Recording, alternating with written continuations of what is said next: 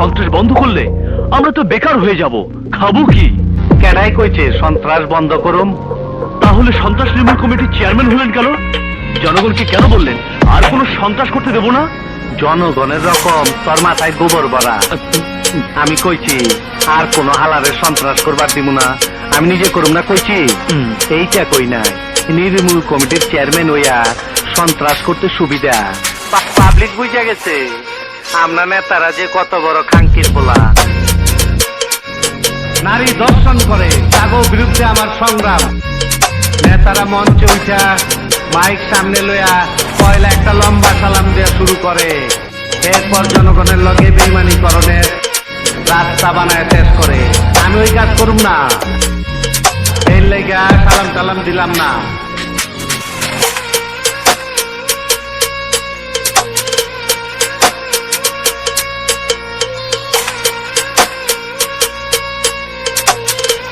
আমার কথা একটাই, আমারে দেখে কি বোকা চোদা মনে হয়?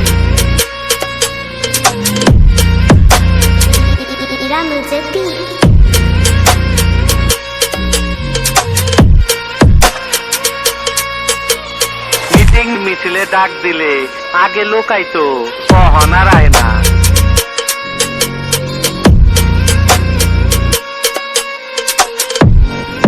আগে ইলেকশন করতো ভালো লোকে, কখন আর ভালো লোকের চান্স নাই।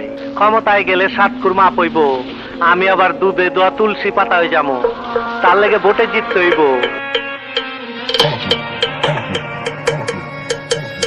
পাবলিক বুঝা গেছে আমরা নেতারা যে কত বড় খাঙ্কির বলা।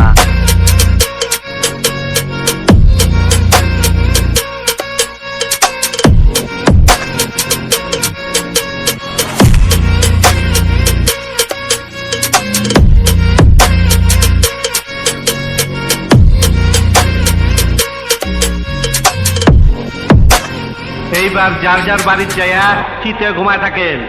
আমি কথা দিতাছি আর কোন হালারে সন্ত্রাস করবার দিব না।